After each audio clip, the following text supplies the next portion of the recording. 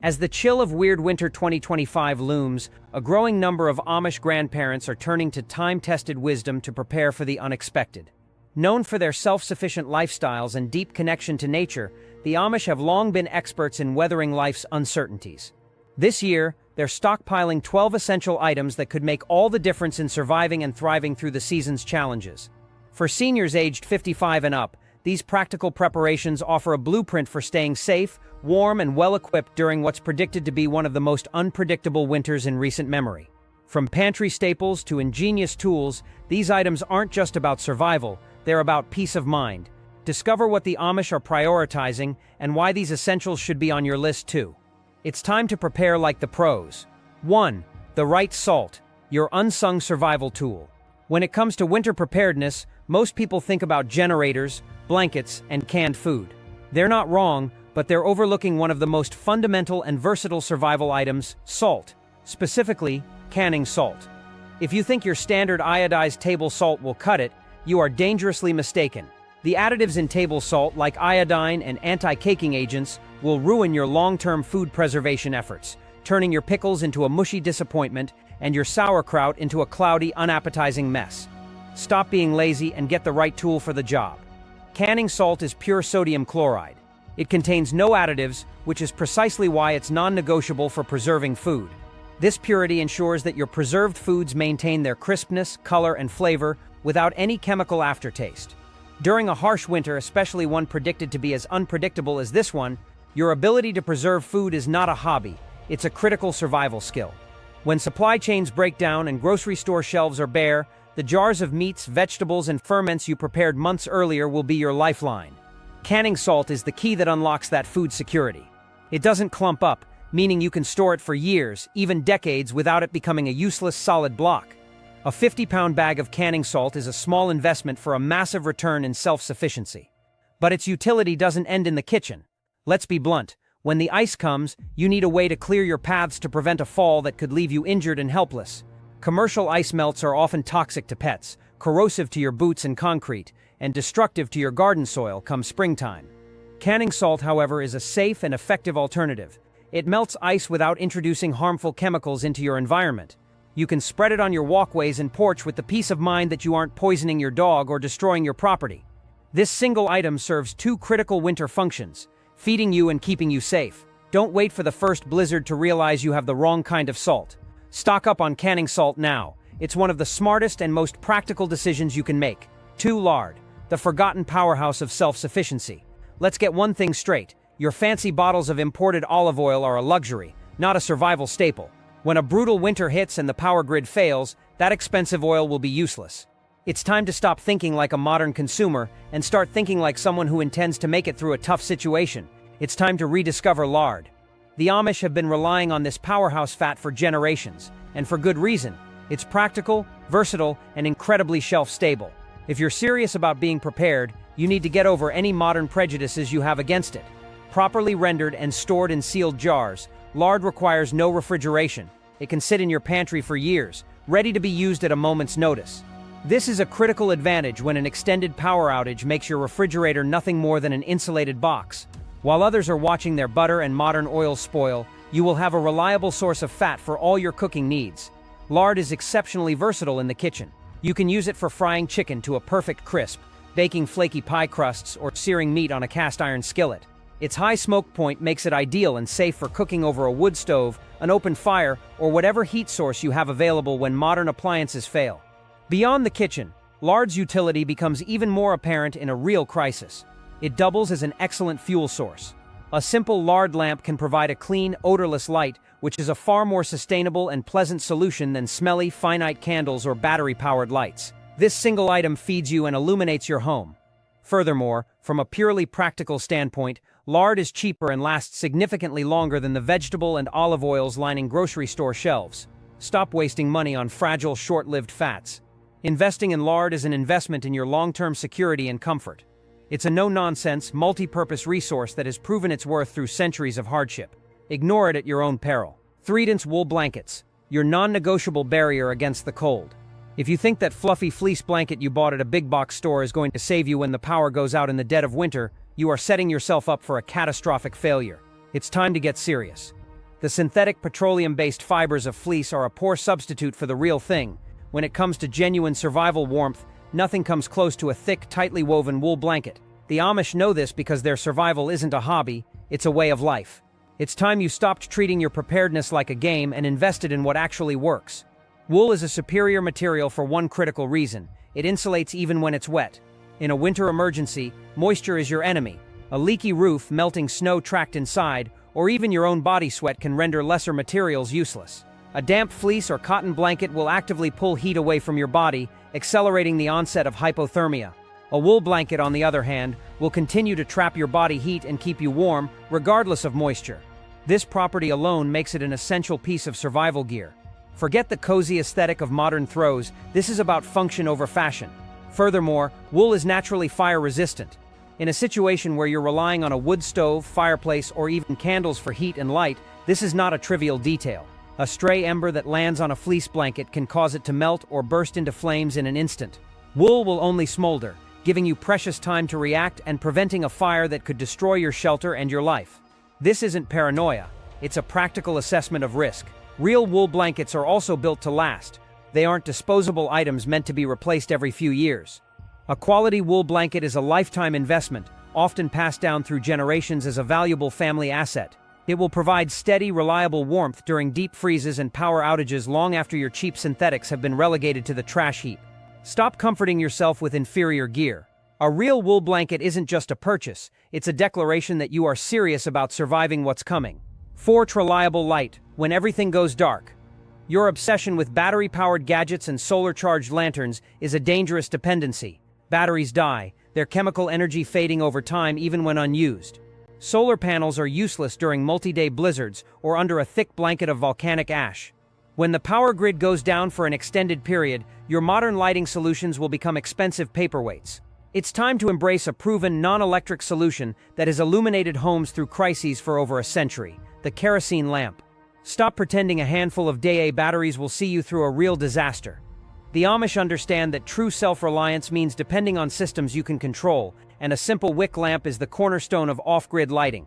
The primary advantage of kerosene is its stability. When stored in a sealed, proper container, it has an incredibly long shelf life, remaining viable for years, even decades. This is not a resource you have to constantly check, rotate, or recharge. You fill your cans, store them in a cool, dry place away from your living space, and it's ready when you need it. This reliability is something your collection of flashlights simply cannot offer. The Amish make a point to stock up on kerosene and wicks well before the first frost. They know that once the bad weather hits, supplies will become scarce and prices will skyrocket. Waiting until the storm is on the horizon is a fool's errand. You need to secure your fuel source now, while it's plentiful and affordable. Let's also be blunt about safety and practicality. While candles are a common go-to for emergency lighting, they are a significant fire hazard. They are unstable, drip hot wax, and provide flickering, inadequate light. A well-maintained kerosene lamp, on the other hand, provides a steady, soft, and surprisingly bright light that can illuminate an entire room. It's a far safer and more effective tool for navigating your home, cooking a meal, or reading a book during a blackout. It transforms a dark, hazardous space into a livable environment. Forget the gimmicks and high-tech toys. A few good kerosene lamps, a stock of wicks, and a secure supply of fuel are non-negotiable assets. This isn't about nostalgia. It's about practical, time-tested technology that works when everything else fails. 5. Food independence starts with the right seeds. Your pantry full of canned goods is a temporary solution. It's a buffer, not a long-term strategy. When a prolonged crisis disrupts food production and distribution, true security isn't found in what you have stored, but in what you can produce. This is where most modern preppers fail spectacularly. They stock up on food but ignore the source. If you're buying hybrid seeds from a big box store, you are still completely dependent on a fragile supply chain. It's time to stop playing games and secure a truly renewable food source: heirloom seeds. Let's be perfectly clear. The seeds you buy at most garden centers are hybrids. They are bred for specific traits like uniform size or shipping durability. But they come with a fatal flaw: their offspring are sterile or do not grow true to type. This means you have to buy new seeds every single year. You are a captive customer to massive seed corporations. This is a foolish and dangerous dependency in a stable world. In a chaotic one, it's a death sentence. When shipping is delayed indefinitely, or companies can't produce, your hybrid seeds are a one-time meal. The Amish have understood this for centuries, They exclusively use heirloom, open-pollinated seeds. These are seeds that have been passed down through generations, saved from the best plants year after year. They grow true to type, meaning the tomato seeds you save this year will produce the same robust tomatoes next year. This is the definition of self-sufficiency. Stockpiling heirloom seeds now is a critical step for surviving weird winter 2025 and beyond. It's not just about the winter, it's about what comes after. You need to have the ability to plant a garden the following spring, regardless of what's happening in the world. Heirloom varieties are often hardier and better adapted to local climates and poor soil conditions than their pampered hybrid cousins. They are survivors, bred for resilience, not for a perfect appearance on a supermarket shelf. Having a diverse collection of these seeds, beans, squash, corn, greens, tomatoes, is like having a food factory in a can. It represents complete independence from a system that is showing more cracks every day. Don't wait until the spring planting season to discover the seeds you need are unavailable. Secure your genetic stockpile now.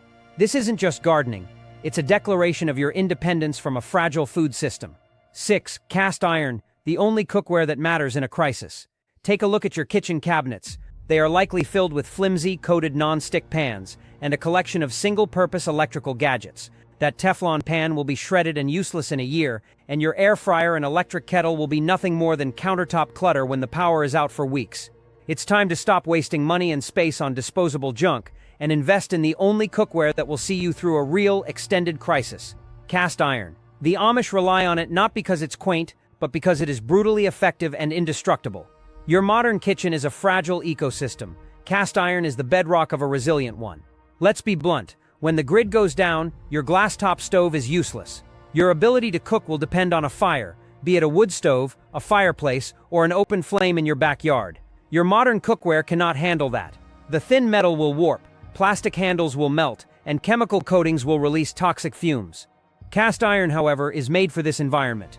It is a solid, single piece of metal that can be placed directly on hot coals, over a roaring fire, or on the flat top of a wood-burning stove without any risk of damage. It was designed for exactly these conditions. This versatility isn't a bonus. It is the single most important feature of survival cookware. It means you can cook a meal for your family no matter what the circumstances are. Furthermore, cast iron is an investment that lasts not just for years but for generations. It is virtually indestructible. There is no coating to scratch off, no handle to break. In fact, it gets better with use. Every time you cook with it, the seasoning, the layer of polymerized oil builds up, creating a naturally non-stick surface that your cheap modern pans can only imitate poorly. A well-seasoned cast iron skillet replaces a dozen other specialized pans. You can use it to fry, bake, sear, and braise. You can bake cornbread, cook eggs, or sear a steak. Stop cluttering your life with fragile, specialized gadgets. A few key pieces of cast iron, a skillet, a Dutch oven, are all you need to create a functional off-grid kitchen. Owning cast iron isn't a trend. It's a fundamental component of being prepared for a world where convenience is no longer guaranteed. 7. Your wood stove. A tool, not an ornament. So you bought a wood stove, you feel prepared. You've stacked your firewood, and you imagine cozy nights while the blizzard rages outside. You are dangerously complacent. A wood stove is not a piece of rustic furniture. It's a high-performance heating machine that requires diligent maintenance to function safely and efficiently. Ignoring this is not just foolish, it's a potentially fatal mistake. The Amish, who rely on these stoves for their very survival through brutal winters, understand this. They don't just own a stove, they master it. This mastery begins with two humble, non-negotiable items: new wood stove gaskets and a set of chimney brushes. Let's talk about efficiency. That woven gasket sealing your stove door is not for decoration. Over time, it compresses and degrades. A worn-out gasket creates a poor seal, allowing cold air to be sucked into the firebox and hot air to escape into the room where it isn't controlled. This leak means you are wasting fuel. You could be losing up to 30% of your heat right through that leaky door. Think about that. For every 10 logs you haul inside and burn, 3 of them are effectively being thrown away. In a long-term survival scenario where your wood pile is a finite, life-sustaining resource, that level of waste is unacceptable. Replacing the gasket is a simple, cheap task that has a massive impact on your fuel consumption and the amount of heat your stove actually produces. Don't be lazy. Inspect your gasket now, and if it's frayed or compressed, replace it. Now for the part that can kill you: the chimney. As you burn wood, especially unseasoned wood, it produces creosote, a black, tar-like substance that coats the inside of your chimney flue. This substance is highly flammable. As it builds up, the risk of a catastrophic chimney fire skyrockets. A chimney fire can burn hot enough to crack your masonry or ignite the surrounding structure of your house, burning your shelter to the ground in the middle of a winter storm. This is not a theoretical risk, it is a common and deadly reality for those who neglect their equipment. A set of chimney brushes properly sized for your flue is the only tool for this job. Cleaning your chimney is not optional, it is a mandatory safety procedure. The Amish do it routinely because they respect the power of fire. You need to stop viewing your stove as a romantic centerpiece and start treating it with the seriousness it demands. Stocking up on gaskets and brushes isn't a suggestion, it's a command. Your warmth, your home, and your life depend on it. 8. Eimerding, the bedrock of your survival pantry. If you think your stockpile of freeze-dried gourmet meals and expensive protein bars makes you prepared, you are deluding yourself with a fantasy of convenient survival. That food will run out, and it will run out faster than you think. When it does, your expensive preparations will be worthless. It's time to stop thinking like a weekend camper and start thinking about long-term sustainable calories. The absolute foundation of any serious food storage plan, the kind the Amish have relied on for generations, is built on two simple, powerful ingredients: bulk dry beans and white rice. Ignore this fundamental truth and your pantry is nothing but a short-term buffer against starvation. Let's be blunt about the math. Beans and rice are incredibly cheap. For the price of a few fancy prepackaged survival meals, you can purchase 50-pound sacks of each, providing hundreds of thousands of calories. When properly stored in airtight containers like Mylar bags with oxygen absorbers inside a sealed bucket, they have a shelf life that is practically indefinite. We're not talking about a year or two, we're talking about 10, 20, even 30 years. Your canned goods will degrade, and your oils will go rancid, but your beans and rice will remain a viable food source for decades. This is the definition of long-term security. Stockpiling these items now, before the predicted chaos of winter drives prices through the roof and creates shortages, is the single most effective step you can take to build a resilient food supply. Beyond just calories, there's the critical issue of nutrition. On their own, beans and rice are incomplete proteins. But eaten together, they form a complete protein, providing all the essential amino acids your body needs to function, repair muscle, and stay healthy. In a crisis where access to fresh meat is limited or non-existent, this combination becomes a literal lifesaver. It provides filling, hearty, and nutritionally complete meals day after day, without fail.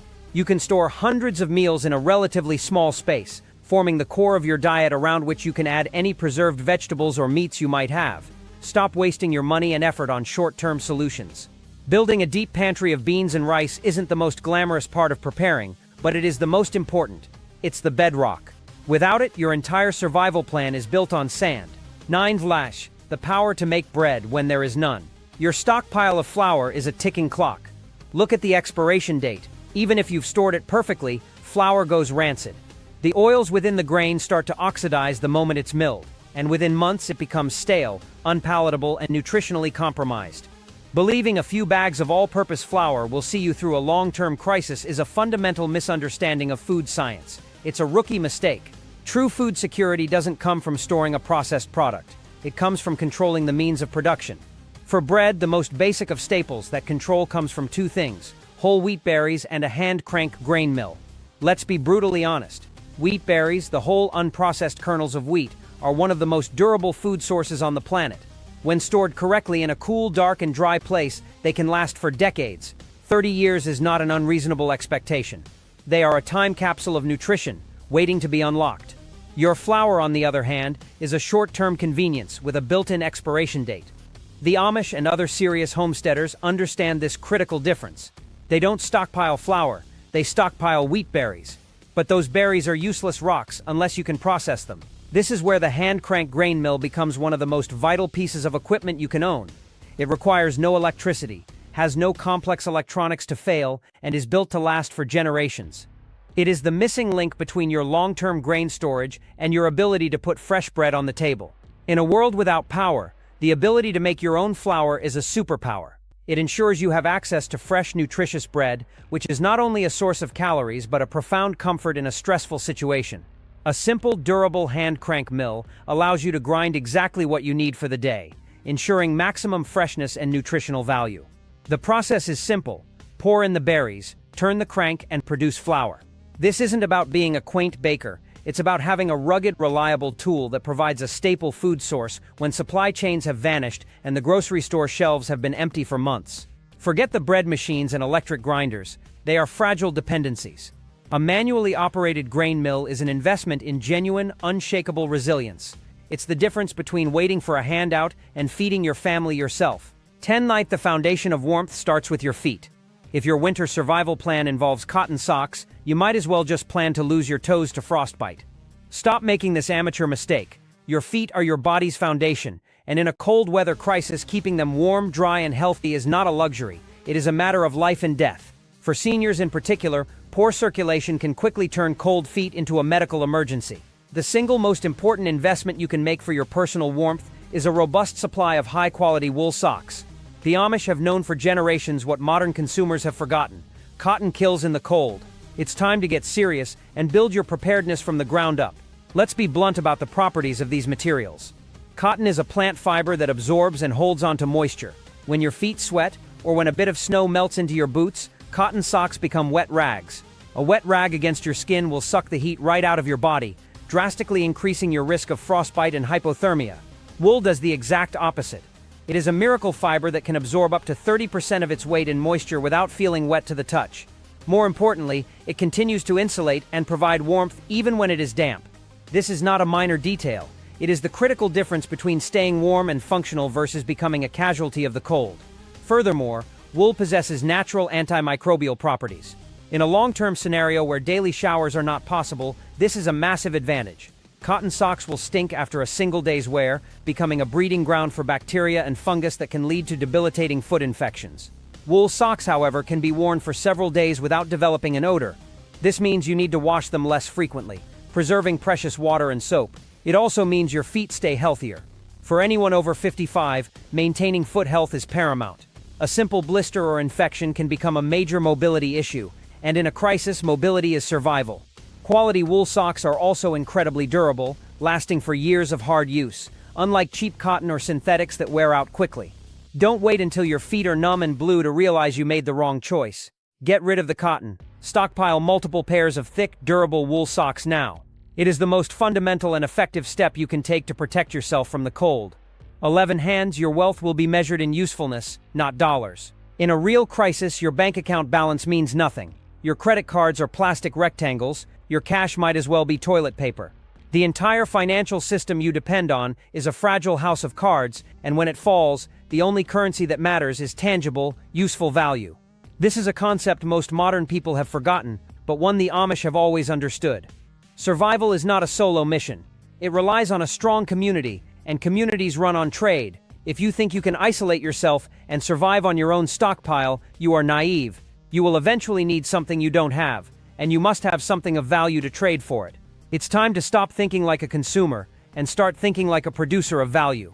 This starts with stockpiling small, universally useful barter items. Let's be blunt. When your only pair of winter pants gets a massive tear, what will you do? Duct tape is a temporary fix. You will need to repair them properly. This is where simple, old-fashioned needles and strong thread become more valuable than gold. They are the tools of maintenance and repair. The ability to mend clothing, a torn blanket, or a damaged canvas tarp is a critical skill. The tools to do so, a variety of needle sizes and spools of durable thread, will be in high demand. They are small, lightweight, easy to store, and have an indefinite shelf life. A person with a broken bone might trade a week's worth of firewood for the supplies to stitch up their only warm coat. You must have these items, not just for your own use, but as a core component of your trade inventory. Now let's talk about morale. In a grim, cold, powerless world, small comforts become powerful psychological tools.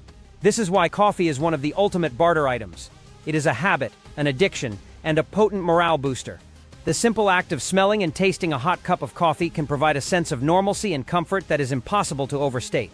People will trade valuable resources for it. Instant coffee is lightweight and stores for years. It is a compact package of immense perceived value.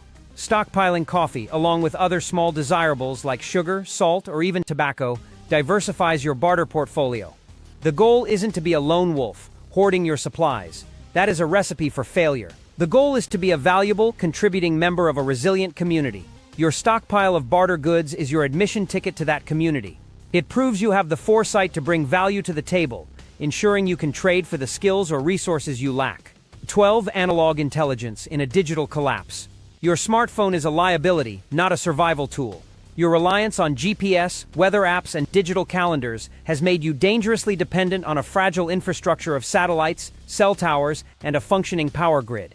When that system fails, and it will, your expensive phone will be a useless piece of glass and metal. You will be blind, lost, and ignorant of the natural world around you.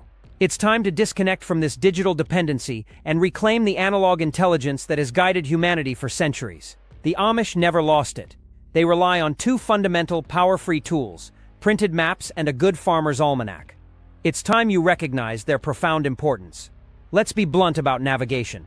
In a crisis, you may need to move. You might need to get to a relative's house, find a source of fresh water, or evacuate your area. GPS will be dead. The roads you know may be blocked or impassable. A printed physical map, especially a detailed local topographical map, is your only reliable guide in this scenario. It shows you everything the digital world hides: back roads, logging trails, railroad tracks, creeks, and elevation changes. It allows you to plan alternate routes and understand the terrain you're moving through. It doesn't need batteries, it never loses its signal, and it cannot be remotely disabled. Owning a map and knowing how to read it is a fundamental survival skill that you have outsourced to a machine. Take it back. A collection of local and regional maps is a non-negotiable part of any serious preparedness plan. Now, let's talk about planning and foresight. Your weather app gives you a 5-day forecast based on complex computer models that require massive amounts of power and data. When that's gone, how will you know when to expect the first hard frost? When is the best time to plant your spring garden to avoid a late freeze? The Farmer's Almanac contains this knowledge. For centuries, it has provided reliable, time-tested information on weather patterns, sunrise and sunset times, moon phases, and planting dates, all based on generational observation and astronomical data. It connects you to the natural rhythms of the seasons. This isn't folklore, it's a practical guide for agriculture and daily life that works without electricity. It gives you the strategic foresight to plant, harvest, and prepare in tune with the world around you. Your digital calendar is useless. An almanac provides intelligence. Stop trusting fragile systems. Invest in the printed, proven knowledge of maps and almanacs. They are the tools of true independent survivors.